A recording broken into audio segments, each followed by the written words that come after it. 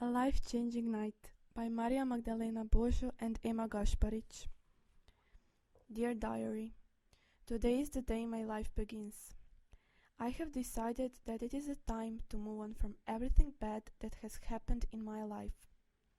I read somewhere that the best thing for overcoming sadness is talking about it, or in my case, writing about it. If I, from a year ago, saw myself right now, I would have never wandered off in my own thoughts that one night that completely changed my life. It was February 2020, the time I will never forget. It's been about 7 months since my heart broke in 2 pieces, but also when I became a new person. I had never felt the need to think that one virus could destroy love or my whole life. My name is Ling, and in 2 days I will be 19 years old. I can't believe how fast the time flies. Everyone knows me, or at least knew me, as a girl who is ready to open her heart to everyone, even those who don't deserve it. I've never been one of those teenage girls who sit in front of the school on Friday nights and drink until 3 a.m. I don't criticize because I have a best friend who is prone to alcohol, but I'll come to that later. I was a normal 17-year-old girl and a junior in high school. I have never experienced love, let alone a breakup. I can say for myself that I am a type of girl who sits on the shore of the China Sea and reads book until midnight, never longer.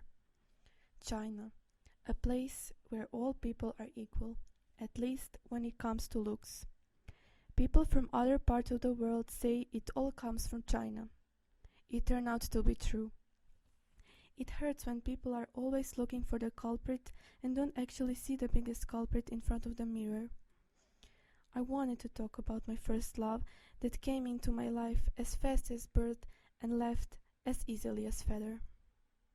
It is about Lucas, who comes from London, personally the most beautiful city in the world. Everything seems so simple. In the stories, the 2 people meet, fall in love and live together for the rest of their lives. But there was no virus in the books, and especially not one with no cure. You must be wondering how one Lucas from London ended up in Hong Kong, a city on the other side of the world. It all happened spontaneously and unexpectedly. Lucas is a traveler who lives for new adventures and experiences. A guy with blonde hair like sand on the beach and blue eyes like the sea. He has the face of innocence and the body of a real soldier. His soul is a little black, but his deeds elevate him like a man. It was one wonderful Saturday when I decided to read at my favorite place, the edge of the China Sea. It was already past 12 o'clock, and I had forgotten all about the place and the time. The sound of the ship woke me up from my imagination, and when I noticed that I was the only person in the dark, I started running towards the house, but not without a reason. Hong Kong is a place of crime, alcohol, and weed. My parents were never strict, but we made a deal that I must be at home until 12 every day, and that's it. This was the first time I forgot about my curfew and wandered off to another part of the world. I started running towards home, but on the first turn I collided with a tall blonde guy standing motionless in the middle of the road. His blue eyes were sparkling in the moonlight. I didn't even realize that at the time of the day he went to visit his mother at the hospital.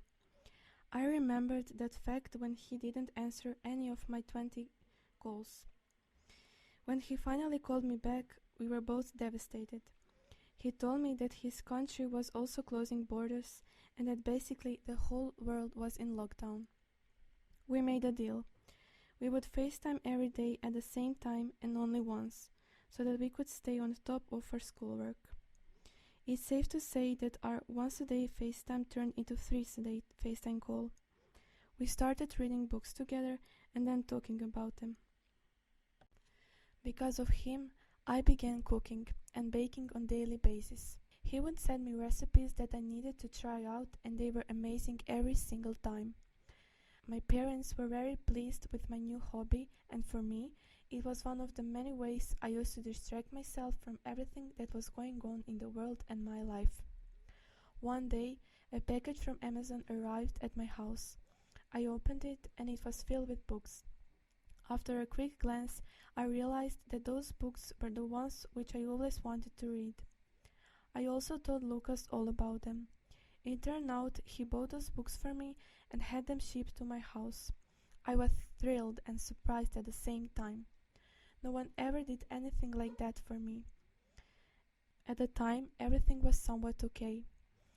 We were making plans about how we would see each other again in few months, and that this time I would come to London. I was aware that my parents couldn't afford it, so I started saving up money that I made from tutoring kids online. 2 months passed and nothing changed. It was even worse than before. I completely neglected my homework and tests. Both my parents and Lucas, of course, thought everything was going great. I had a plan to become a lawyer since forever. That plan started to fall apart, but it didn't bother me at the time. All I could think about was Lucas and how much I missed him. I realize now that I wasn't depressed, just delusional. My best friend tried to warn me about it, but I completely denied it. That boy had me blind. It was the one thing I swore to myself would never happen. Me being all in the clouds over some boy who could break my heart in a split second. Since I was a junior, I had to start looking into colleges and practicing for my finals. As you could have already guessed, I did none of those. My only goal was to go to college in London, so I could be as close to Lucas as possible. My parents told me I could only do that if I got a scholarship. Little did they know that my grades were nowhere near the scholarship requirements. I got a few more online jobs to save up more money, and they took my entire day. I barely talked to my friends. I only had Lucas. I went from a smart and responsible girl to the one that has head over heels for a boy who lives across the world. Somewhere around August, things started getting weird. Our FaceTime calls were not as frequent as before, and I felt like Lucas was becoming distant. I would show that feeling in the back of my brain every single time, saying to myself, "You're just being paranoid. Nothing's going on." By then, I had saved up enough money for a plane ticket to London, and the borders were open again. I talked to my parents and decided to surprise Lucas by visiting him. I planned everything perfectly.